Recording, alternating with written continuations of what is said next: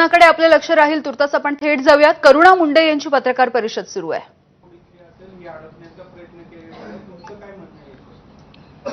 हडपलेली आहे, मी स्पष्ट बोलते, हडपलेली जमीन आहे. हा, सगळे मिळून खात आहे राजकारणामध्ये.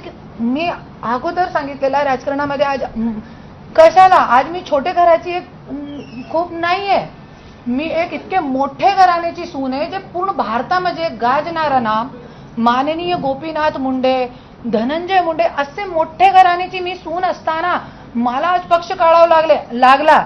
आणि मी कोई अशी लहान मुलगी नाहीये, मी आज 45 वर्षाची एक मोठी स्त्री आहे, तरी पण मला आज पक्ष काढावा लागला. कशाला? न्याय भेटत नाही. आज महिलांना जेलमध्ये टाकताय. ज्या लोकांची छातीवर लाथ धरून हे लोक मंत्री होत आहे, आपला हे बनताय, आमदार खासदार बनतात, त्या लोकांच्या आई वडिलांना पण जेलमध्ये टाकलं गेलं आहे.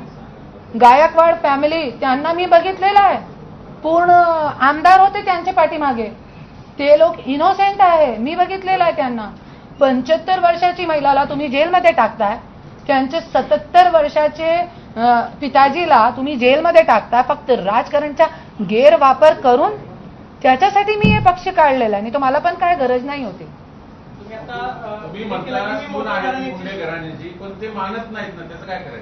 असू द्या ना, देखिए अभी यहाँ पर्दे लगे, सूरज दिख नहीं रहा है, सूरज दिख नहीं रहा है, पर इसका मतलब ये नहीं यहाँ पे बैठे वाले सब बोले कि नहीं सूरज नहीं है. तो ऐसा नहीं है कि सूरज का अस्तित्व नहीं है, कोर्ट ने मान्य करा है ना.